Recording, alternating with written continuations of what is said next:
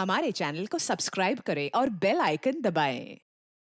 हाय, मैं हूं आदित्य श्रीवास्तव और आप मुझे अभिजीत के नाम से जानते हैं। For more episodes of CID, subscribe to live crime and hit the bell icon.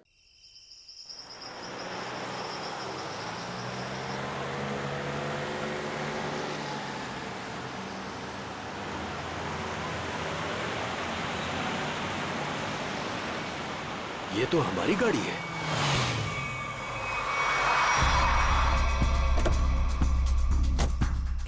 ये तो टीना और आकाश की गाड़ी है। Oh my God! आकाश, टीना, बच्चे नहीं है। मैं एक बार फिर से फोन करता हूँ। गाड़ी यहीं पर है तो दोनों बच्चे भी यहीं पर होने चाहिए। कैसे डरावनी जगह है, कितना घना जंगल है ये। पता नहीं टीना और आकाश को यहाँ गाड़ी रोकने की क्या जरूरत थी। दोनों में से किसी का भी फोन नहीं लग रहा है। लूटपाट का मामला तो नहीं लगता है भाई साहब। बच्चों को सारा सामान गाड़ी में ही है। ऐसे बीच सड़क पे बच्चे गाड़ी छोड़ के गए कहाँ? समझ में नहीं आ रहा मेरे दोनों बच्चे कहाँ चले गए। क्या हो गया उनको? मीरा कुछ नहीं होगा हमारे बच्चों को। शांति रखो, घबराओ मत। आओ यहीं कहीं आसपास देखते हैं। आकाश! टीना! आकाश! आकाश! आकाश! मेरी आवाज सुनाई दे रही है? आकाश! आकाश! टीना!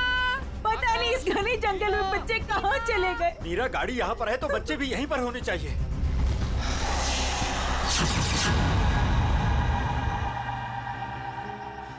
भाई साहब, कहीं कोई कुछ भी नहीं है वहाँ। यहाँ पर भी नजर नहीं आ रहा है। सन्नाटा। चुप हो जा।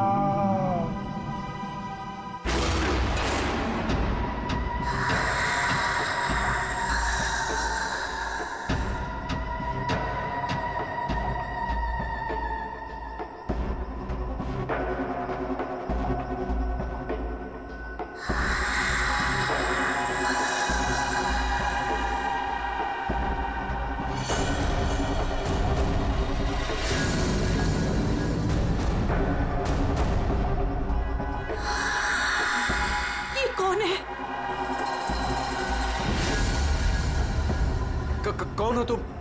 कौन हो तुम? जाओ जाओ यहाँ से।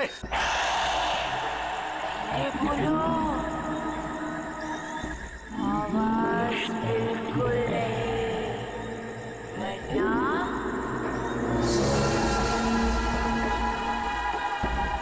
वो आ जाएगी। कौन आ जाएगी? कौन आ जाएगी? वही आएगी जो अपना सर हाथ में लेकर घूमती है।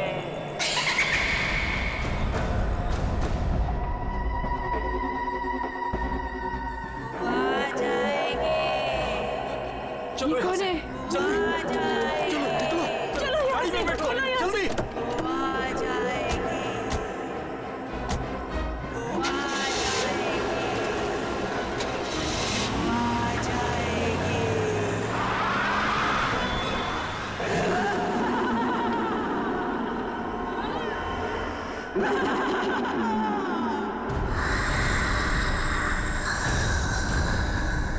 आ जाएगी। आ जाएगी।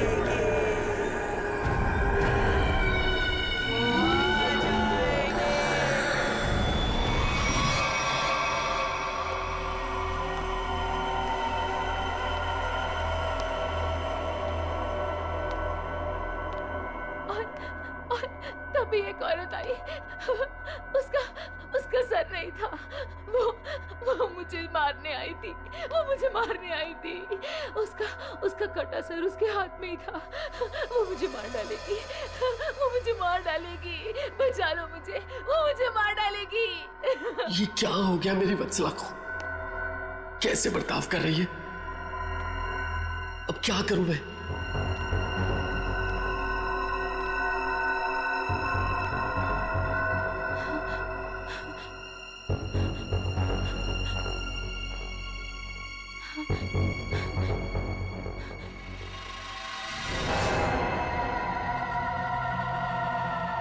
सर, उसके बाद क्या हुआ? उसके बाद वो अपना कटा सर मेरे चेहरे की तरफ फेंक। नहीं,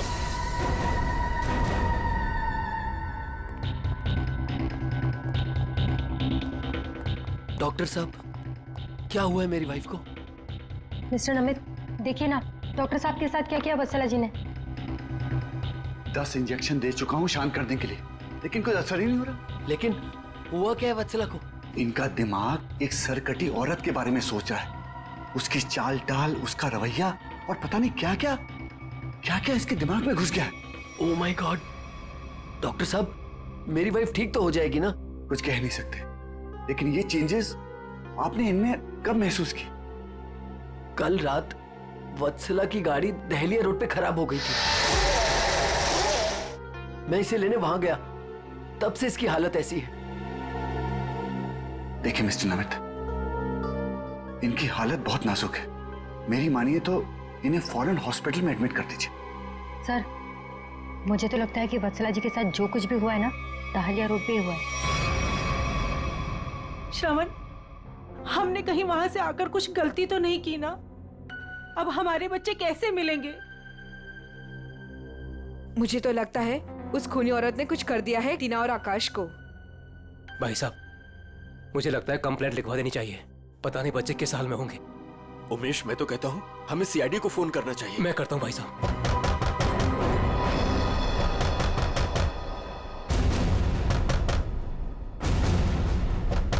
ये इस तरह से दरवाजा कौन पीट रहा है? मैं देखता हूँ।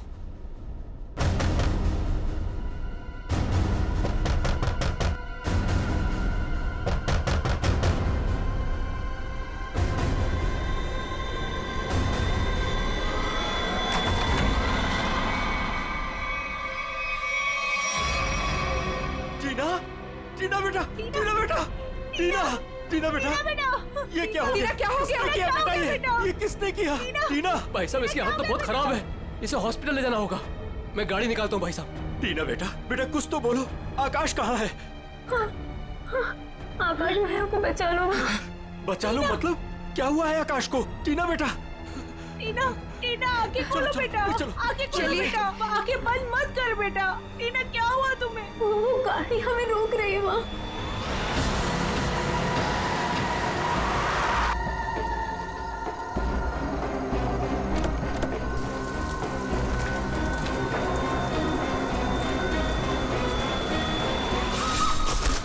ये कहाँ जा रहा? टीना बेटा, आंखें खोलो बेटा। टीना, तुम हमें छोड़ के नहीं जा सकती।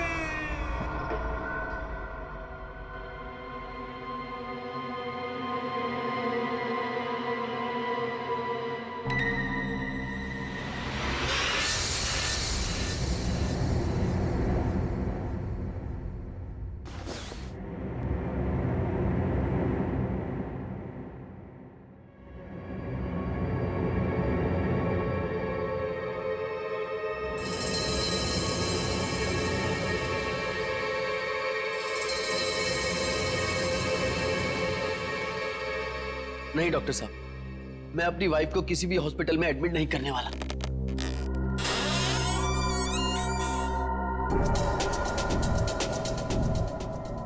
आपसे पहले भी 4 और डॉक्टरों ने मुझे यही एडवाइस दिया।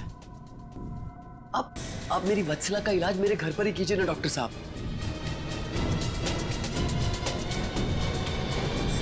मैं अपनी वत्सला को अपने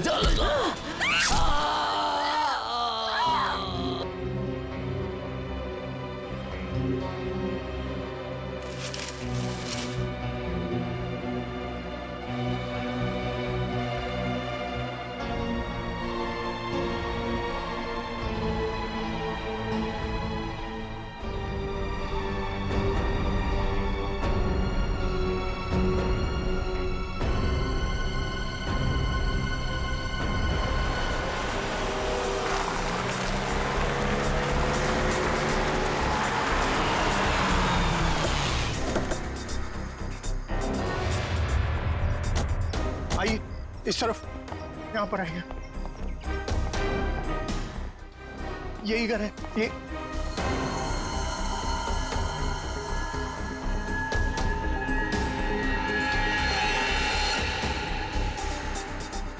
तो यहाँ पे जबरदस्त हाथापाई और तोड़फोड़ हुई है।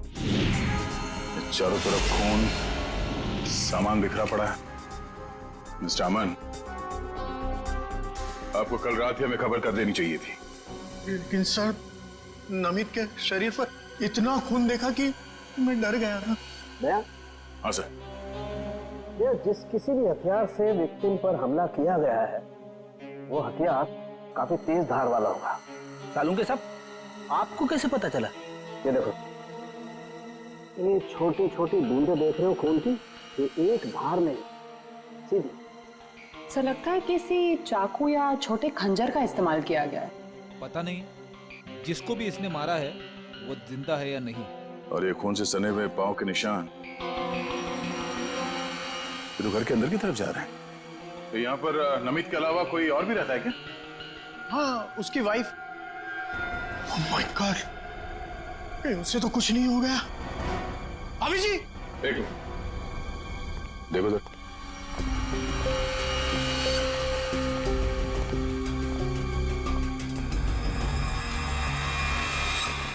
सर ये पैरों के निशान तो आगे आगे धुंधले होते जा रहे।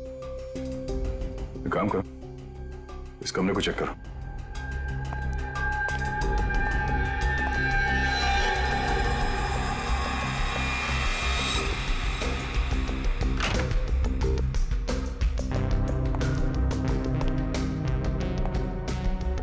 बेड पर तो कोई खून नहीं।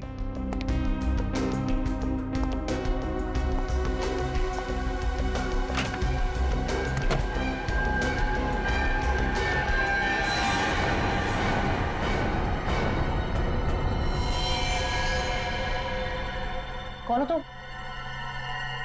बाहर आओ। बाहर आओ।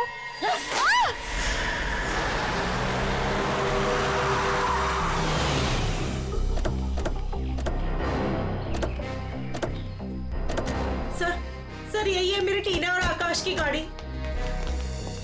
यहीं पर मेरे बच्चों पे वो मुसीबत आई थी।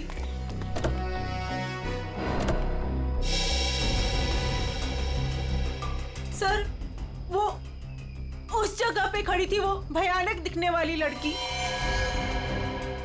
हाँ सर उसी ने हमारी बेटी को मार डाला है और वही हमारे बेटे आकाश को लेकर गई है। सर गाड़ी के अंदर तो सब ठीक ठाक ही लग रहा है।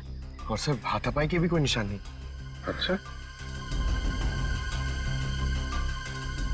यहाँ सड़क पे भी जैसा लग नहीं रहा है कि कुछ हुआ है। क्या टीना ने एग्जैक्टली क्या कहा था? सर वो बता रही थी कि आकाश भैया को बचा लो। बचा लो मतलब क्या हुआ आकाश को? वो ठीक तो है ना बेटा? सर कहीं मेरे आकाश को कुछ हो तो नहीं गया? सर उसके हाथ में कल रात को हंसिया था। हंसिया? सर हो सकता है कि शायद आकाश अभी भी उस औरत के कब्जे में हो और टीना किसी भी तरीके से वहां से भाग गई हो सकता है वो जो कोई भी लड़की है शायद आकाश को जंगल में ही ले गई होगी। हाँ सर, हो सकता है आकाश अभी तक जंगल में ही हो। चल के देख लेते हैं। सर हम भी चलते हैं आपके साथ। नहीं, आप लोग यहीं रुकिए, जंगल थोड़ा खतरनाक है। एक्चुअली आप लोग घर जाइए, कुछ भी पता चलता आपको फोन कर देंगे। ओके? ठीक है सर।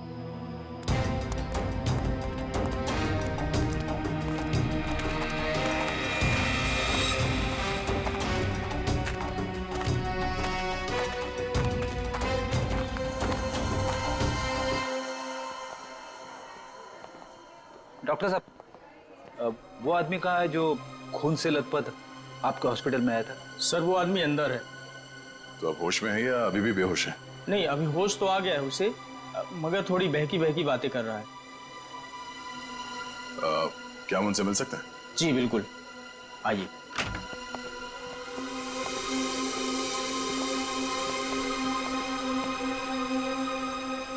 नमित,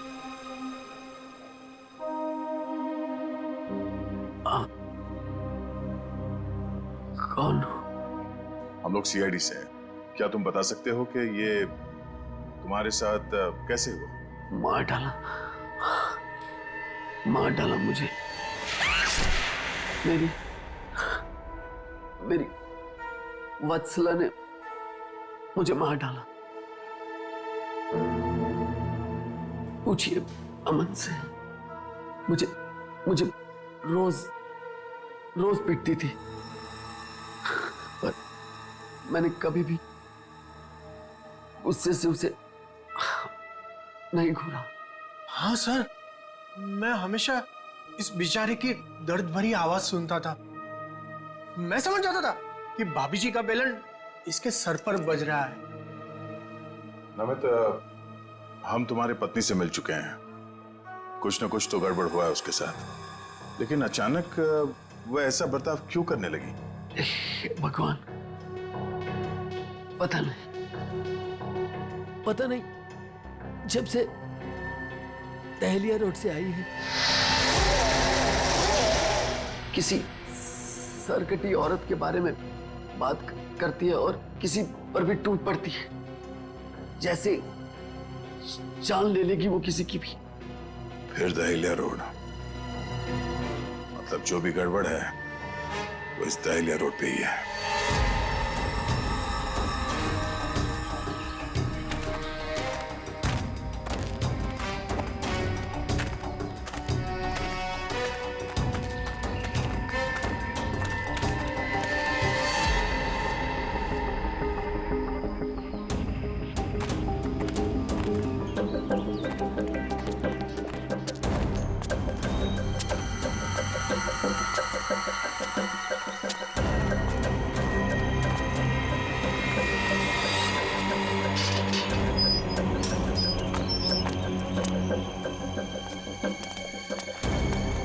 ये तो बिल्कुल हॉरर फिल्म की तरह बंगला है, जंगल के बीच में इतना सुनसान।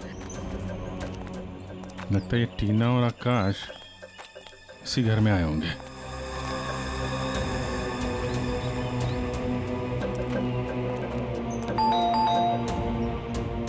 ज्यादा फिल्में मत देखा करो।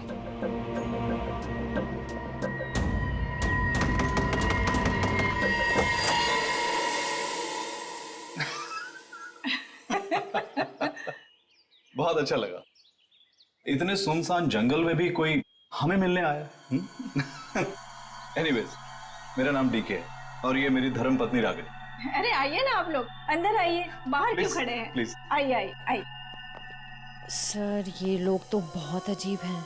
ये तो हम लोग से ऐसी बात कर रहे हैं जैसे हम लोग इनके रिश्तेदार हैं। काफी अच्छा घर है। Thank you. आसपास दूसरा कोई घर नहीं दिख रहा है, तो इतने सुनसान जंगल में आपने ये घर बनाया? बनाया नहीं है सर, खरीदा है।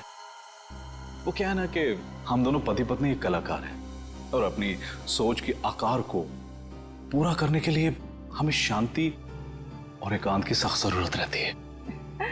जी हाँ सर, यही हमारा घर भी है और हमारी दुनिया भी है। और हाँ, आपको एक बात और बताना चाहूंगा। हम लोग रहते जरूर इस सुनसान इलाके में हैं, लेकिन कला के क्षेत्र में हमारा बहुत बड़ा नाम है। अच्छा जी। कब खरीदा आपने ये घर? बहुत साल पहले खरीदा था। अब तो ध्यान भी नहीं है हमें कि कब खरीदा था हमने। हाँ, ये तो याद होगा कि कल यहाँ पे कौन आया था? हाँ सर, बिल्कुल। लेकिन कल तो यहाँ कोई नहीं आया था सर। ये फोटोज देखिए, ध्यान दीजिए और सोच के बताइए, क्या इन दोनों में से कोई भी कल यहाँ आया था? नहीं मैडम, इनको हमने पहले कभी नहीं देखा।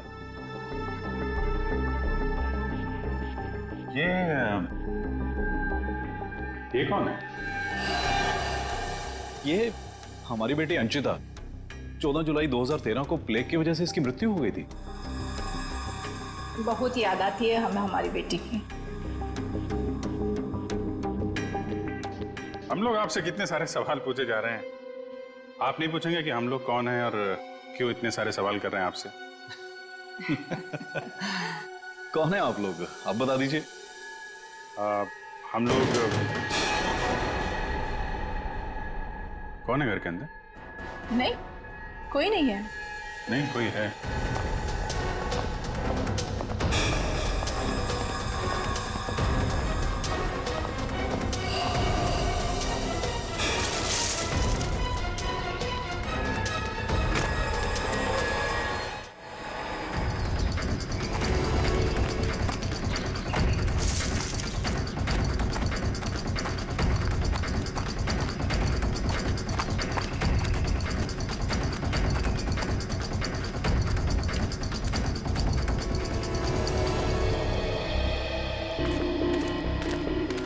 आया तो इस तरफ ही था। कहीं हमें देखकर छुप तो नहीं गया?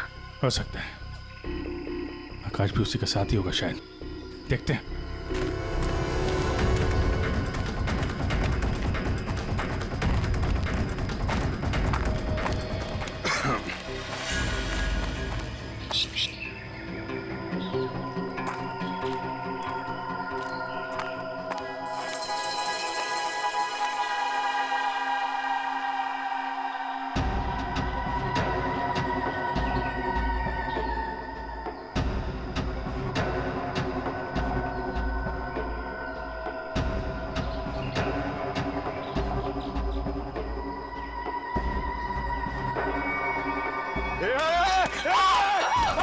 नहीं, फायर नहीं। कर नीचे। कौन हो तुम?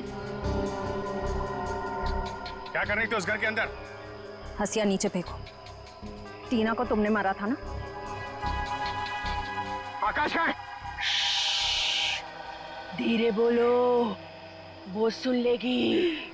वो तुम्हारे पीछे खड़ी है।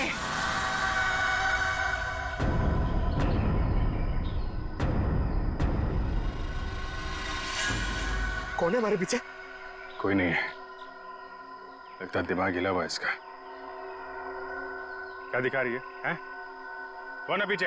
वो तुम्हारे पीछे बिना सर वाली औरत अपना सर हाथ में लेके दिखा रही है। सर, ये उस सिरकटी औरत की बात कर रही सर। वत्सला जैसी बातें कर रही है। हमारे पीछे कोई नहीं है। किसकी बात कर रही हो तुम? ऐसे नीचे करो, नीचे रखो। मैं मार दूंगी उसे। मैं मार दूंगी उसे। मैं मार दूंगी।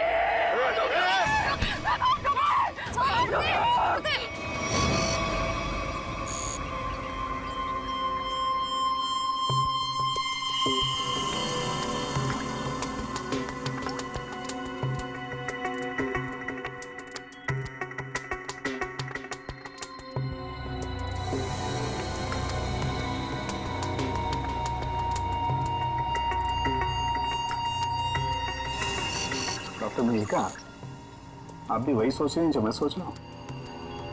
यस सर, पर ये है क्या? थोड़ा बहुत तो पता चला है, पूरा तो टेस्ट होने के बाद पता चलेगा।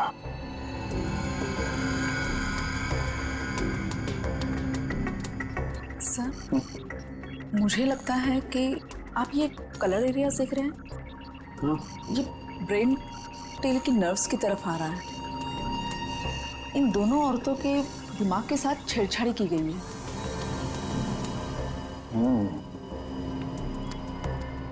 सर, इनकी याददाश्त से छेड़छाड़ की गई। इनको कोई नेचुरल रोग या दिमागी बीमारी नहीं, इनकी तो मेमोरी ही बदल दी गई है। मतलब ये कि आर्टिफिशियल मेमोरी भर दी गई है इनके दिमाग में। Yes sir. क्या आर्टिफिशियल मेमोरी भर दी गई? हाँ जी। मतलब ये दोनों औरतें जो देख रही थी या बोल रही थी, इनके दिमाग का वहम नहीं था? बिल्कुल नहीं था। दरअसल क्या होता है कि इंसान के बचपन से लेकर के उसके बड़े होने तक उसकी जिंदगी की तमाम यादें उसके दिमाग में एक डिस्क की तरह से जमा हो जाती हैं, कुछ इस तरह से। और फिर कोई एक दिन गर्दन के पीछे ऐसा इंजेक्शन लगा देता है, ये देखिए, यहां दिख रहा है, जिससे ब्रेन में कंपार्टमेंट्स बन जाते हैं और जिंदगी की सारी याद ब्लॉक हो जाती है। इंसान एक सेमी कॉन्शियस स्टेट में चला जाता है, आधी बेहोशी की हालत में। के बाद फिर क्या होता है? इसमें इंसान के दिमाग को सुन कर देने वाला ड्रग दिया जाता है। इंसान अगला पिछला सब भूल जाता है। आप सुन सकते हो, समझ सकते हो, लेकिन आप रिएक्ट नहीं कर सकते। और फिर इस हालत में उसको एक कटी सिर वाली औरत दिखाई जाती है और उसके कानों में बार बार ये बातें सुनाई जाती है कि ये लोग आपको मारने वाले हैं और ये सारे इंसान आपके दुश्मन हैं और आपको उनको मार देना है। और ड्रग के असर की वजह से दिमाग कुछ इस तरीके का दिखाई देने लगता है। हर याद को दबाकर, सप्रेस करके उसे सिर्फ उतना ही हिस्सा याद करने के लिए दिया जाता है जितना कि बेहोशी की हालत में उसे सुनाया या दिखाया गया था। सर यानी कि इन दोनों औरतों ने सच में एक सरकटी औरत को देखा और होश में आने के बाद दोनों को सिर्फ उतना ही याद है। बिल्कुल। वरना सोचो, दो लड़कियां जो एक दूसरे को जानती नहीं, पहचानती नहीं, वो एक ही समय पर एक ही जैसी बात कैसे सोच सकती हैं? मतलब इनकी मेमोरीज को बदल दिया गया है। ड्रग्स कौन सा इस्तेमाल किया गया इनके ऊपर? डोडियन और हेपिस जैसे न्यूरॉन अफेक्टिंग ड्रग्स। ये ऐसी दवाइयाँ जो ब्रेन की मेमोरी लोकेशंस को नष्ट कर देती है। आपको ये भी याद नहीं रहेगा कि आप हैं कौन, और आपको उतना ही याद रहेगा जितना आपको बताया जाएगा। हमारे टेस्ट में भी काफी ऐसे ड्रग्स मिले हैं जो याददाश्त मिटाने के लिए काफी हैं, और हाँ, इन्हें हल्के इलेक्ट्रिक शॉक्स भी दिए गए। मुझे नहीं लगता ये लड़कियां कभी भी ठीक हो सकती, क्योंकि इस बीमारी का अभी तक कोई एंटीडोट इजाद नहीं हुआ है और हिप्नोसिस में महीनों लग जाएंगे, और फिर भी इस बात की गारंटी नहीं है कि इनकी खोई हुई मेमोरी इन्हें वापस मिल सकती है। अरे सर, ये सब सुन के मेरा सर फटने लग रहा है। सर, आप मेरा ब्रेन मैपिंग कर लीजिए। डहलिया रोड के बंगले के मालिक डीके, रागनी और सड़क पे खड़ी उस लड़की का राज तो अब डहलिया रोड पे जाके ही पता चलेगा। तो थोड़ा घूम आते हैं डहलिया रोड।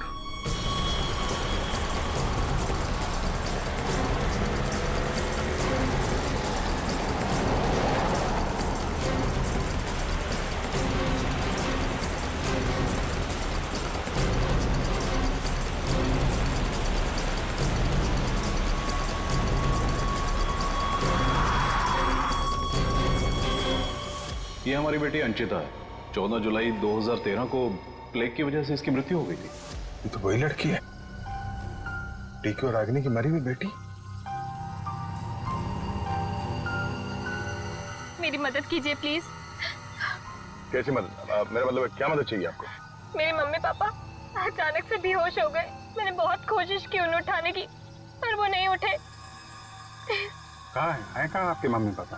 घर पे आके देखिए ना प्लीज, पास में है। चलिए आइए। आइए, कहाँ पर है? चलिए।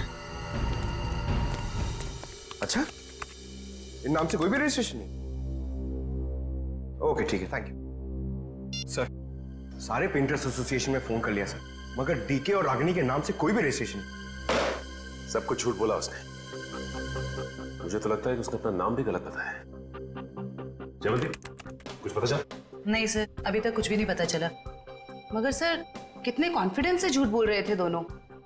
लगता है सर अब एक ही रास्ता बचा है, उन्हीं से सच उगलवाना पड़ेगा। नहीं जयवंती, पहले उसकी सारी डिटेल्स निकालते हैं, फिर उठाते हैं उसे। लेकिन सर पता कैसे चलेगा? एक काम करो, डहलिया हाउस में जो उनकी तस्वीरें खींची गई थी उन्हें क्रिमिनल डाटाबेस से और मिसिंग केस फाइल से मैच करवा के देखो, शायद असलियत सामने आ जाए। आइए। यहाँ इतनी रोशनी कम क्यों है? वो घर आबादी से दूर है ना, इसलिए वोल्टेज थोड़ा कम है। ये देखिए। ये दोनों एक साथ कैसे बेहोश हो गए? कहीं इस लड़की ने तो कुछ नहीं कर दिया?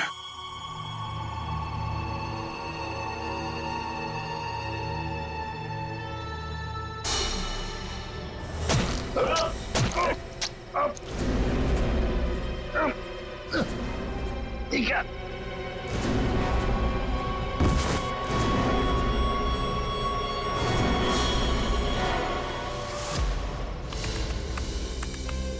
सर, दोनों फोन्स के सिग्नल नहीं मिल रहे हैं। सर, कुछ सेकंड्स पहले तक अभिजीत सर और दया सर का फोन दहलिया रोड पे बता रहा था, लेकिन अभी लोकेशन नहीं दिख रही है। इसका मतलब अभिजीत सर और दया सर को वो रास्ता रोकने वाली लड़की मिल गई। फिर तो डीके और रागिनी की सच्चाई का भी पता चल जाएगा। सर, आइए। सर, ये है मिसेस साक्षी, उस नकली डीके और इलेश की माँ। नमस्ते। कहाँ है मेरा बेटा? कहाँ है इलेश? ये ऑफिसर कह रहे हैं उसका नाम डीके है और उसकी एक पत्नी है जिसका नाम है रागिनी।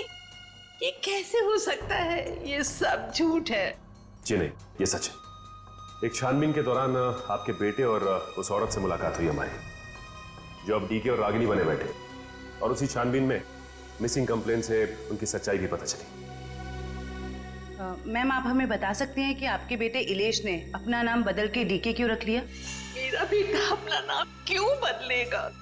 मुझे इस बारे में कुछ नहीं पता। देखिए माताजी, वो रागिनी उर्फ नीता के साथ में कहीं छुपा हुआ बैठा है। अब ये औरत को जानती है? ये लड़की कौन है और कैसे मेरे बेटे की जिंदगी में आई, मुझे कुछ नहीं पता। देखिए मैडम, उस औरत के माँ बाप तो मर चुके हैं। बस आप ये बता सकती हैं कि जुलाई 2013 से पहले ऐसा क्या हुआ था जो आपका बेटा घर छोड़कर चला गया? नहीं, मेरा बेटा घर छोड़कर नहीं भागा था। हाँ, इलेश दिमागी तौर पर बीमार रहता था, तो एक बड़े साइकोथेरेपिस्ट के पास उसका इलाज चालू था, और उसी थेरेपी की सिटिंग के लिए वो डॉक्टर के क्लिनिक गया था, और फिर वो वापस ही नहीं आया। अच्छा मैम, ये बताइए कि नाम क्या है इस थेरेपी क्लिनिक के डॉक्टर का?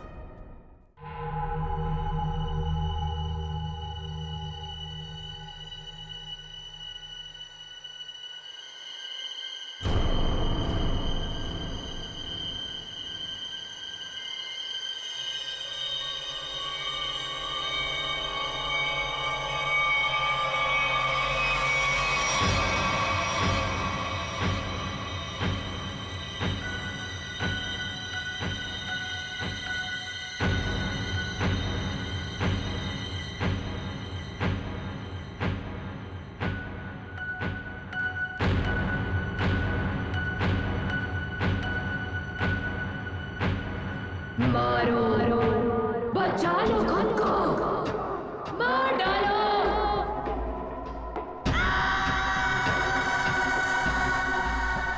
मारो, मार डालो, सब दुश्मन है तुम्हारे। मारो, मार डालो, बचा लो खुद को। मारो, मारो, मार दो, सब दुश्मन है तुम्हारे। उठा लो हथियार, उठा लो हथियार, मार दो।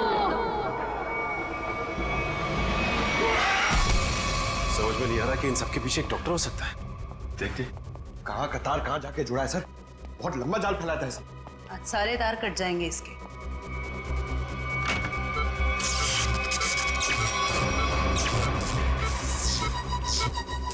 My God.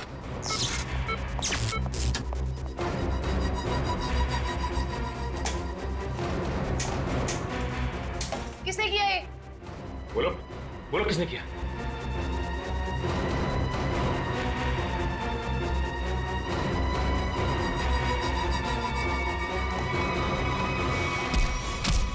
बता कौन है इन सबके पीछे? तुम उस बिना सर वाली औरत के साथ मिले हो ना? मैं नहीं, तुम उस सरकटी औरत के साथ मिले हुए हो। मैं जानता हूं, मैं छोड़ूंगा नहीं तुमको। तुम और उस औरत दोनों को खत्म कर दूंगा मैं। तुम मुझे मारना चाहता है ना? छोड़ूंगा नहीं तुम्हें।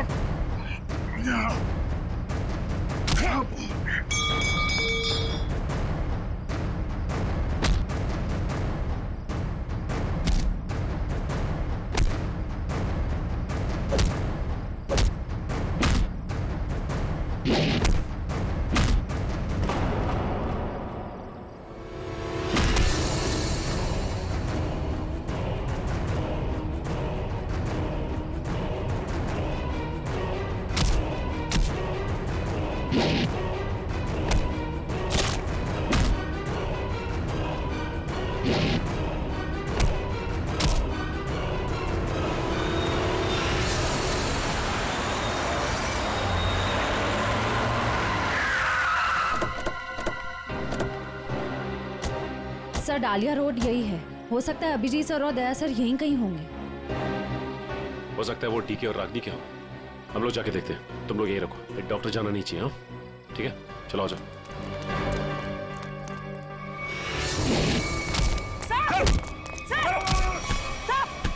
अभिजीत सर, क्या कर रहे हो आप लोग?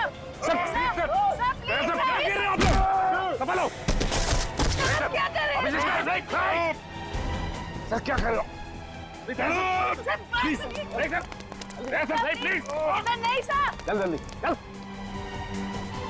एंटीडोट दे जल्दी। संभालो।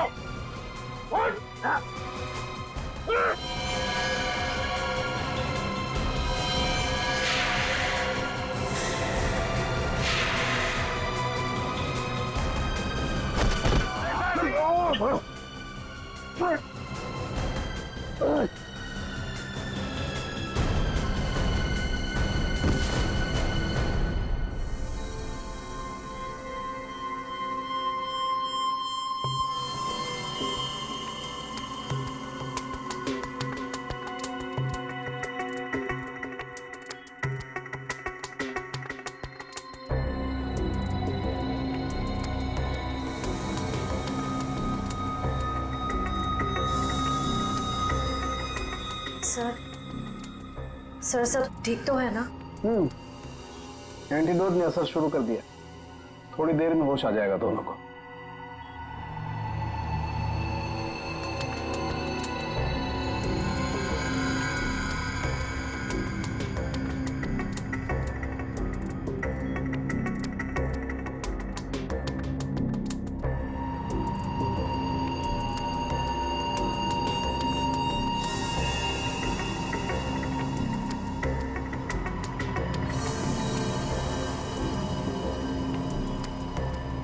शुक्र मनाओ डॉक्टर सालुंके, अगर ये दोनों ठीक हुए हैं तो सिर्फ मेरी वजह से। अगर अपने दिमाग का सही इस्तेमाल किया होता ना तो एक मुजरिम की तरह इस हालत में नहीं खड़े होते, समझे? विकास अंकल, आपकी वजह से मैं भी एक मुजरिम बन के रह गई। अभी तो सिर्फ तुम दोनों का गुनाह सामने आया है। जिस दिन तुम दोनों को सजा मिलेगी ना, उस दिन समझ में आएगा कि गलत राह पे चलने का अंजाम क्या होता है।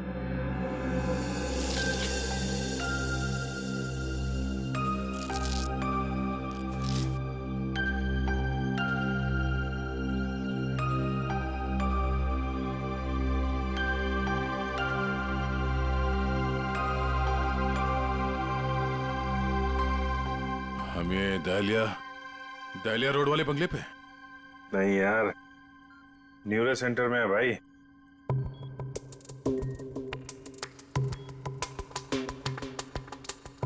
और मुजरिम हमारे सामने खड़ा है।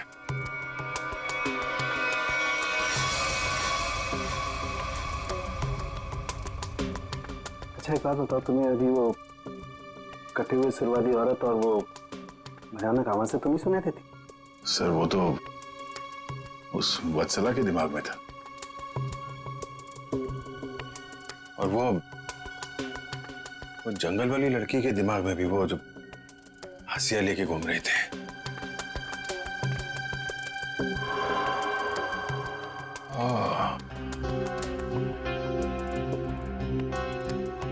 अब समझ में आया, संचिता के माँ बाप ने भी हम लोग को वो ड्रग्स वाला इंजेक्शन लगा दिया था। हमारे दिमाग में भी ये सारी बातें भरती गई थी। बताओ डॉक्टर विकास, क्यों किया तुमने ये सब? जल्दी बता, वरना हमें तुम्हारा इलाज करना पड़ेगा। क्या बताऊं, डॉक्टर सालुंके ने सब कुछ समझा तो दिया था। मैं दुनिया में तहलका मचाने वाला ब्रेन मैपिंग एक्सपेरिमेंट करना चाहता था। बेहोशी में मैं लोगों को यहां लाता था और उनके ब्रेन से उनकी सोच को निकालकर अपनी सोच भर देता था। जरा सोचो, कितनी ताकत थी मेरे हाथ में। जब वो लोग जागते थे तो उन्हें वही दिखता था और उनके दिमाग में वही ब्रेन की मेमोरी थी जो जो मैंने डाली थी। उनका ब्रेन वही करता था जो मैं कहता था। मतलब कि मैं उनके ब्रेन से सब कुछ करा सकता था। और तुम दोनों ने भी तो वही किया ना। और ये अंशिता, इसने भी गुनाह में तुम्हारा साथ दिया था। मैं इनकी भतीजी हूँ। इन्होंने ही मुझे पाला पोसा। डीके और रागिनी मेरे माँ बाप नहीं है। वो घर, डीके, रागिनी, मैं, ये सारा विकास अंकल का बिछाया हुआ एक जाल था। और आकाश, उसके साथ क्या किया तुम लोगों ने?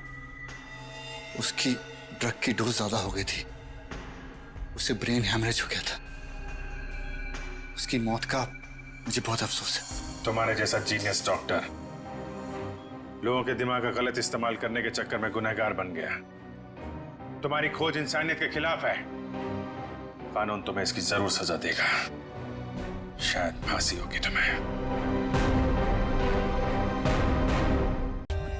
For more updates, subscribe to our channel, click the show links and enjoy watching the videos.